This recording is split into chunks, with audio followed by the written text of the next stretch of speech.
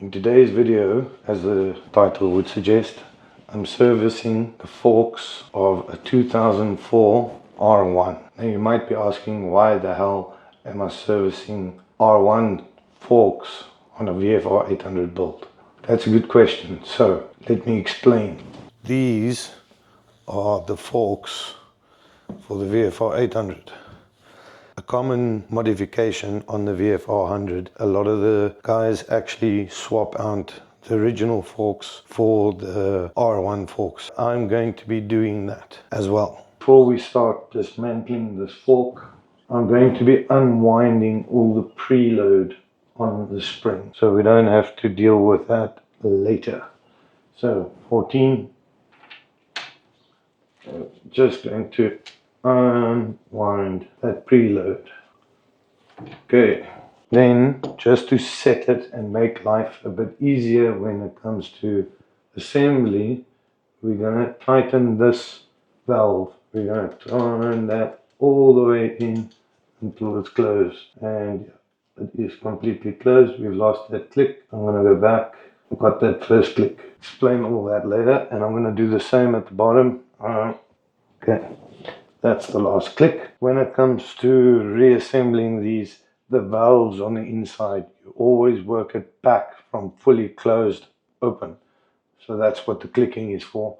When it comes time to reassembling it, you'll know that everything is just in the right spot. So we're going to be removing this top cap. Completely loosened. There. Okay. Tension comes from this spacer onto the spring, and that's why I've had to make my tools. Firstly, because I'm cheap, and secondly, I can. Right, let's get the jig all hooked up, and I'll show you how to do this step by step. If you've gone around on YouTube anyway, I'm pretty sure you would have found videos of guys using ratchet straps to compress the spring. I tried that. I'll actually insert video quickly.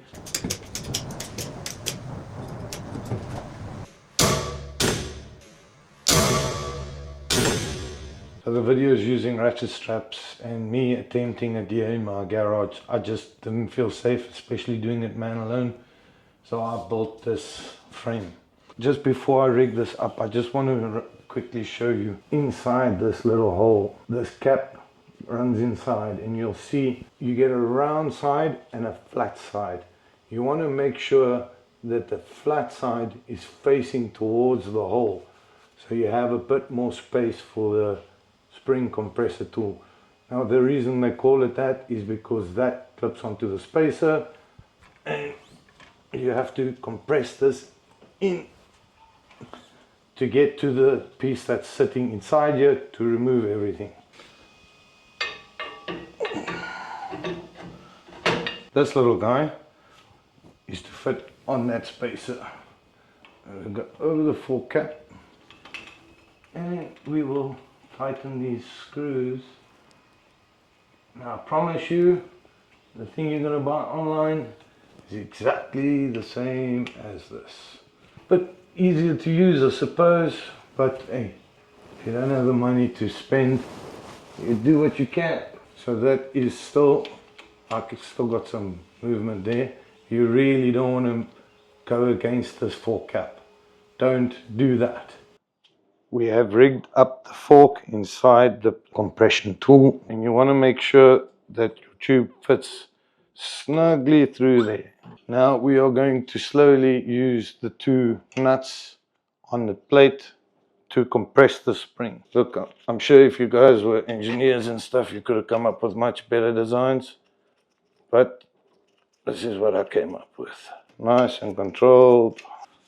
And what I should do is I should put pins in here. So as you can see, I'm doing this quite easily by hand, but at least if I slip, I won't have this spring or fork popping out at me, and I'm not damaging anything. So we've got the spring compressed. It's gone as far as I can go, and now this damper rod is free to move up and down. You need this little fork, and that will go underneath there to hold everything together. As it was loose, I don't need any spanners, but you'd grab a 24 spanner and you would turn your cap off. Normally that's tight, so yeah, I don't know who put this together, and I can see there's already been damaged. Somebody's already been doing something, and yeah, so I don't know who did this forks, but they didn't really do it very well. Now, the sketchy part. We don't need that anymore. We can just drop that inside. Now everything is held only by spring pressure, and we need to back that off. So I'm just going to pack this off.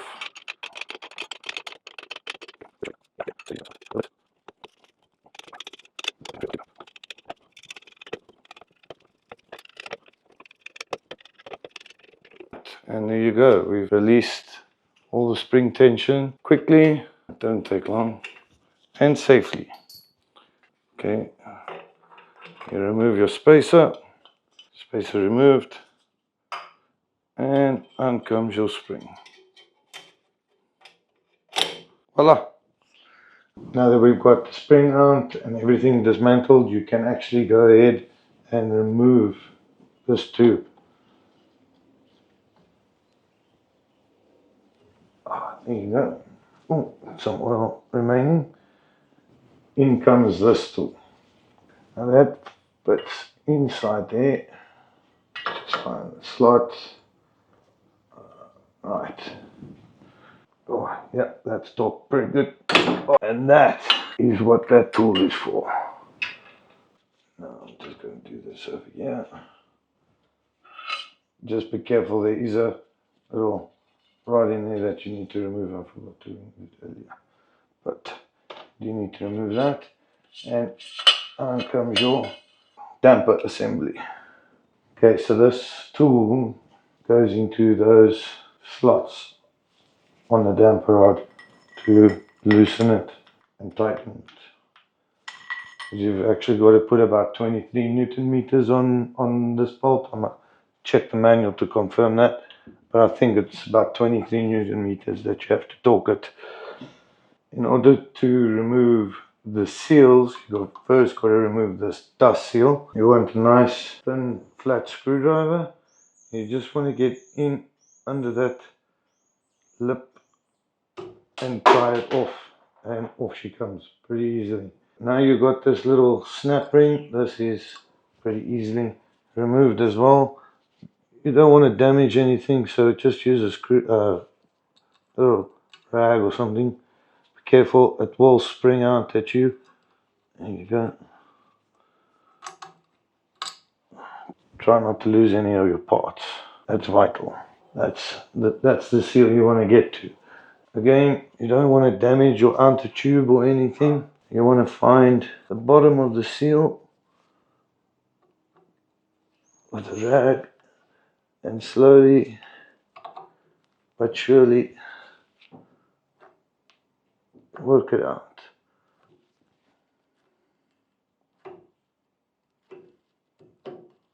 There you go. You just want to slowly rotate it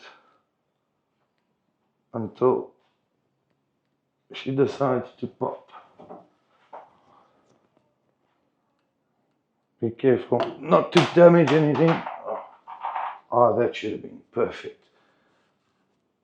And then there's a little washer in there. Yeah. Okay. With a little bit of YouTube magic, I've managed to get everything clean and inspected. Most of the time, everybody will tell you replace these bushings. If they're in good nick, they really don't have to. And I'm going to do this very gently. Generally, if you have a lot of movement, you need to replace those bushings. But I don't have those problems. There's also very little scorch marks or pitting on these stanchions, which is very good, because for a motorcycle that's 21 years old, you would definitely expect to see some sort of corrosion or damage, but there isn't, so that's going to save me some money. I just want to go through and explain to you the modifications that I've made before I start assembling. If you're not interested in it, please move forward, but when I'm assembling, things will not make sense. The VFR and the R1 run very different setups on the front suspension. Their fork length is different, their rake is different, their trail is different. Let me just run through the numbers quickly. The VFR is 780mm long or 30.70 inches. The R1 is 730mm or 28.74 inches. That is a 50mm or 1.96 inch different in fork length. However, the VFR fork sticks out of the handlebar by 41mm or 1.61 inches. So that difference is 9mm or 0.35 inches. That is where this little spacer comes in. So in order to lengthen the fork by that 9mm, I had this little spacer manufactured by the Öhlins suspension guru. We also manufactured a longer bolt so it can go through, so we don't lose any strength there. So in order to try and maintain the Honda's rake and trail, I need to extend the R1 front fork roughly by 9mm or 0.35 inches, and that's where this little spacer comes in. It's going to fit at the bottom of the damper assembly. So any slight difference that you make to your length affects the caster or rake angle or the trail distance. The Yamaha runs a bit of a longer trail, but it has a steeper rake angle. The rake of the Yamaha is 24 degrees and the trail is 97mm or 3.82 inches.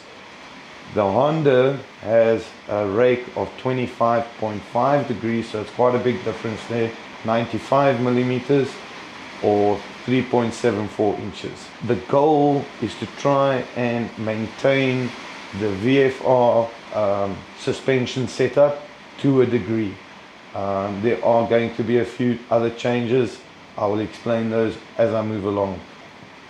In this video, you're going to see me just extend the fork by 10mm. So when I'm assembling, you understand why this is going in.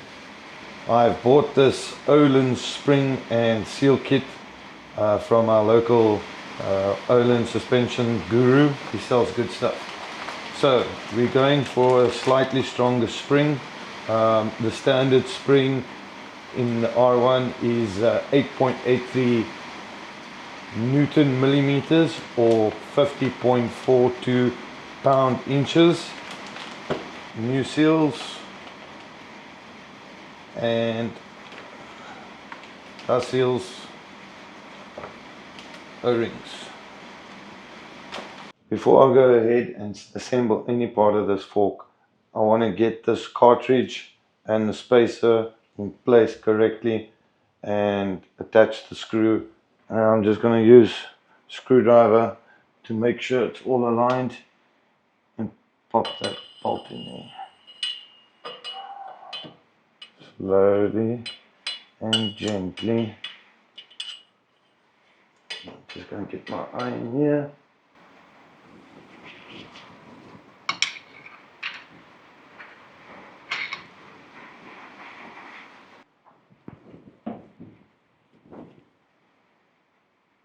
Okay, right, we're all aligned.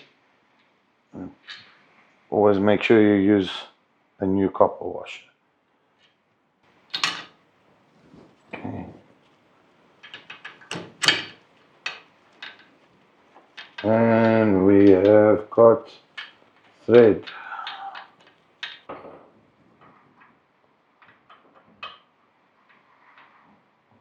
Okay, and we are attached.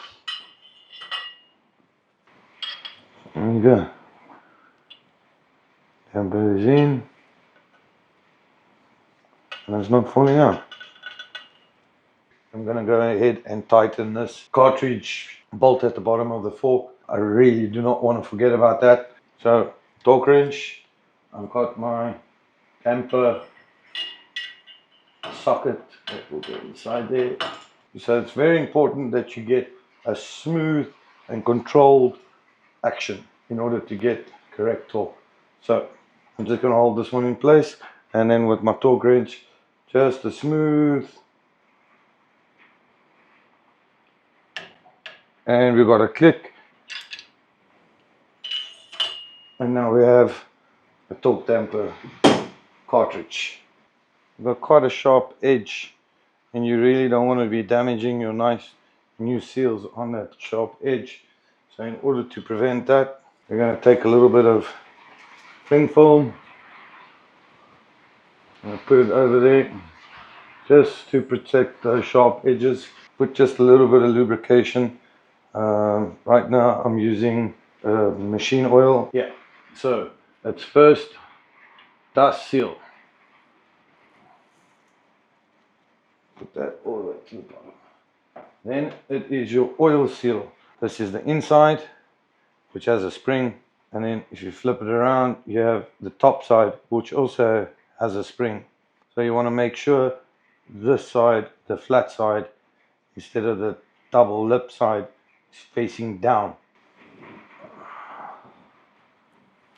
And we go onto there, and then you want your spacer. So I'm going to use a very crude technique, but it does work and it doesn't damage anything. You want to grab yourself some insulation tape. You want to make it as straight as you can, as level as you can, to make nice thick build up of insulation tape. And I'm going to skew. You want to make it nice and tight and straight as you can.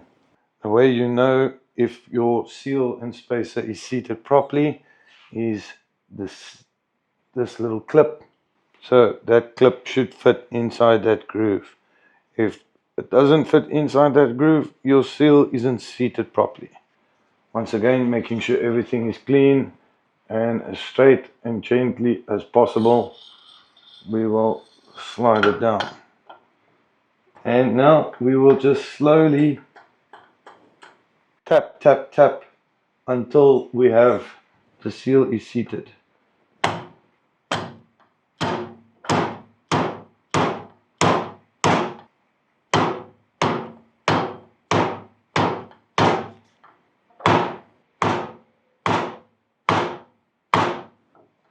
Tappy, tappy, tappy, tap, tap, tap.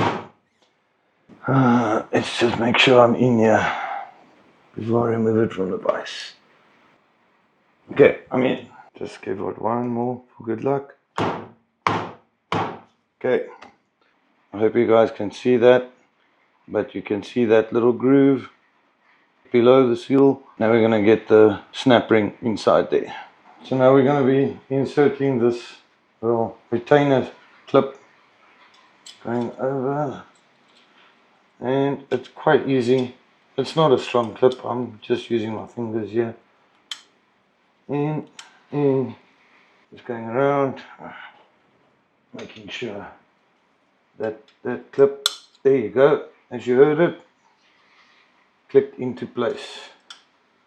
So now we just need to get this dust seal on, and one good solid smack and we are in.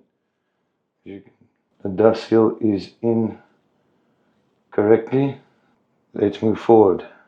Firstly, if you've made it this far into the video, I just wanted to say thank you very much. I appreciate it. If you would go ahead, like and subscribe, it will really help the channel grow. I do have a couple other projects in the pipeline, but I really need your support to to get those across the line. Okay, enough begging and pleading. Let's move on to something interesting. I will be reviewing TEMU fork oil level tool. It's going to be fun. And we're going to be filling the forks with oil. Let's have some fun.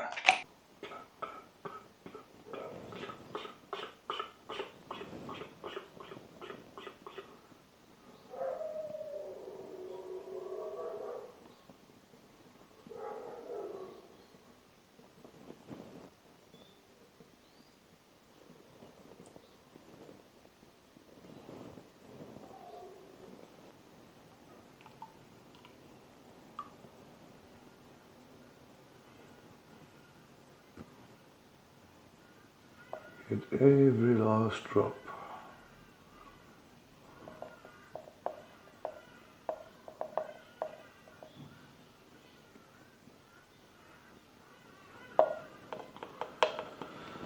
There's a bit of bubbles in there. I'm going to let those settle. Right, so this little guy now attaches to the cartridge on the inside. And now what we're going to do is just work out all those little bubbles and just bleed the system.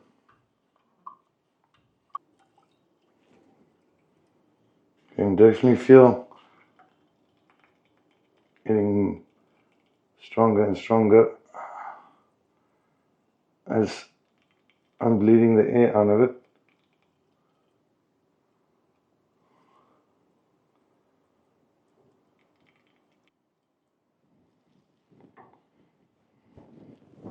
Good thing I'm not getting any leaks.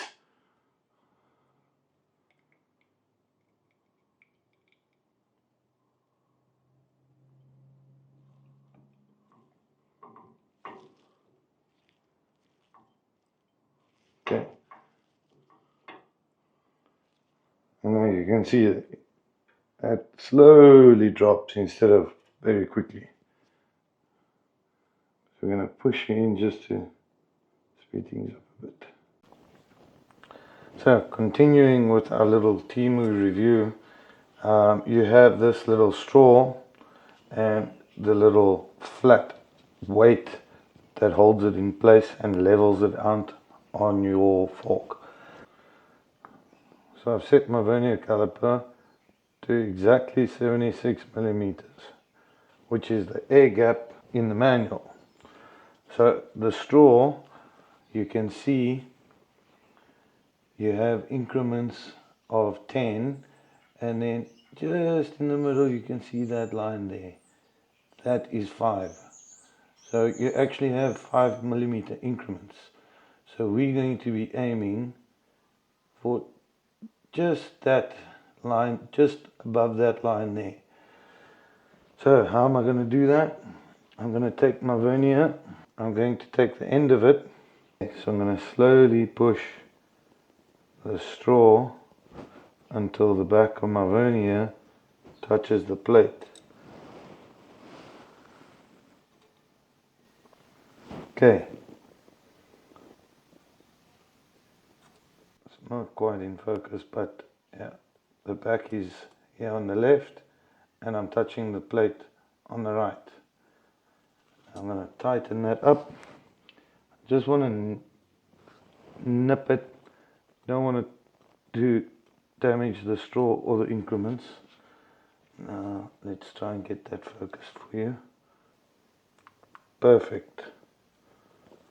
So you can see there we have 70, and we have the second line, and roughly a millimeter above that line. So we have 76 millimeter dialed into our gauge, vernier caliper, sorry, and we've measured 76 mil onto our straw. Right, let's go connect the syringe up.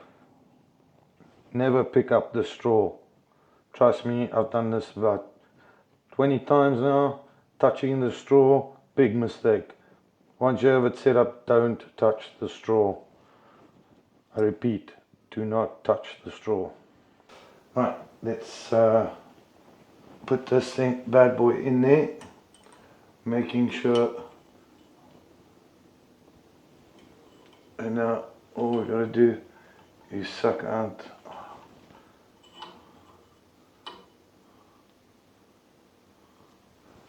the oil. Oh, that's okay. That's good. Not a lot.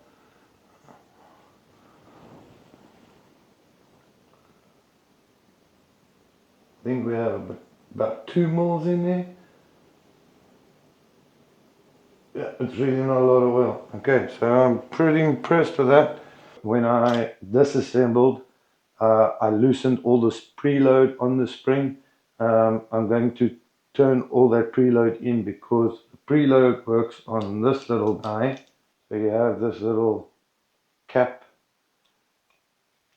Now that fits all nicely snug, and that lever sits on that cap.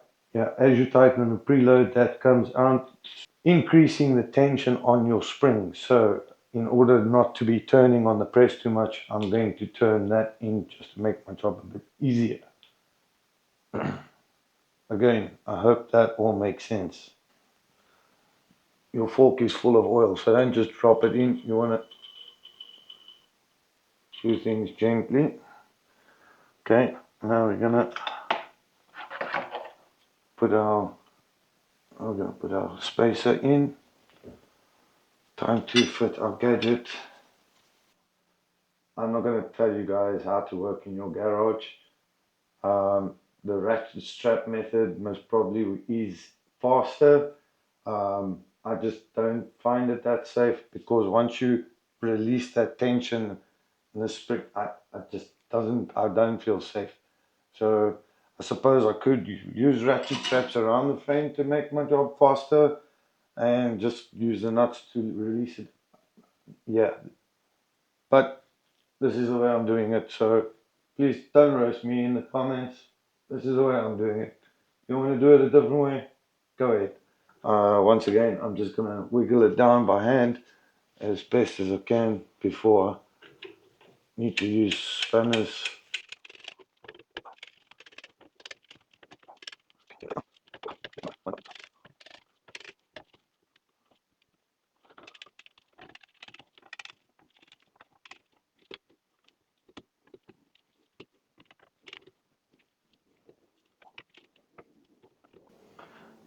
Definitely going to need spanners now.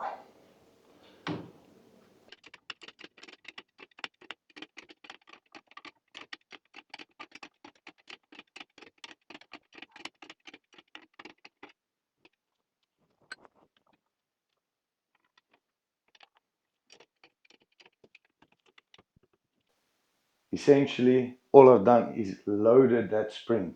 In other words, I put that spring under immense weight to get it that far in. And that's exactly what this little gold section of this cap does. It loads that spring by that amount. So in order not to remove all that tension, I'm going to tighten this in. There's 8 lines on this cap. That is the maximum in and out that you can go. So if you see 8 lines, it means it's soft. If you see 1 line, it means it's hard. The manual calls for 4.5,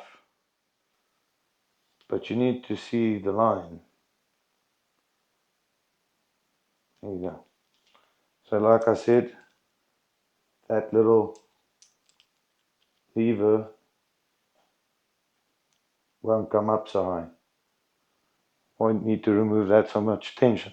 Okay, hopefully you guys understand that. So just before this goes in, I'm going to give the O-ring just a little bit of lubrication.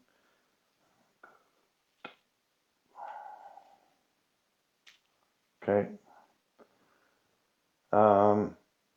I have done the measurements, but if you remember correctly, when I dismantled, I set all these to the maximum, both the rebound and the compression, so I don't have to worry about that.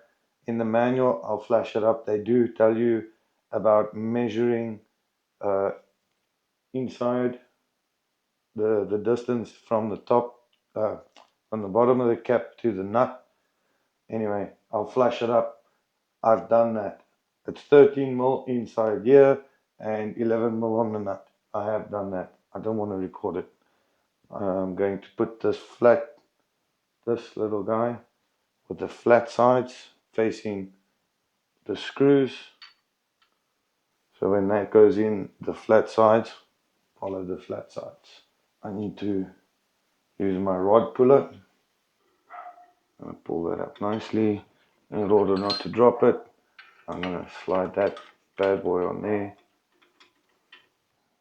Okay, next we are going to put our fork cap on.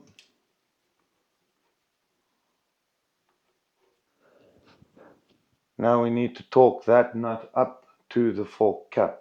That is 15 Newton meters. We are set to 15 Newton meters. I'm going to take my 24 mil socket, sits in there, and I'm going to take my 14 spanner, and now I'm just going to slowly torque it, and it's just a slight click. One click is enough.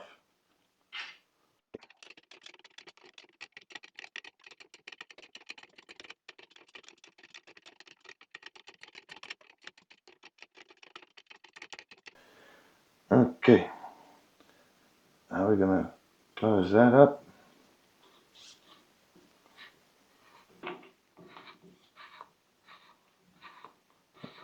Don't want to pinch this O-ring, especially on this last step. That's why I put a little bit of lube on it. It's basically why you do all seals, just to make sure that it has some lubrication when seating. Nobody likes it dry. Like I mentioned, I just want a light pull until we hear a click. Hopefully it doesn't spin in the clamp. Done. And we have one completed fork reassembled, albeit slightly modified. Gone ahead and finished both forks. I have adjusted them as per the manual. They call for 10 clicks out on both rebound and compression. So I've gone ahead and done that. Thanks for watching. Like, subscribe. Stay tuned for the next video. Just to end off this video quickly, I thought I would go and weigh these forks for you.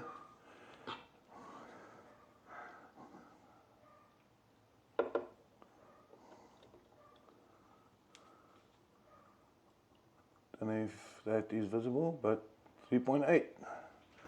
And then the next one.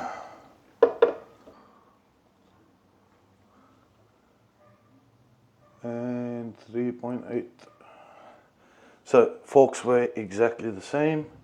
So that tells me I have got the correct amount of oil and everything weighs the same, which is a good thing. You don't want any weight difference in your fork. So just thought I'd go ahead and weigh this Honda VFR fork, just to show you a weight comparison. So that's 4.1 kilos. So that is a 300 gram difference per leg. That's over half a kilo saved on just the forks, or 600, yeah, over half a kilo. Thanks for watching, everybody. That's all, folks.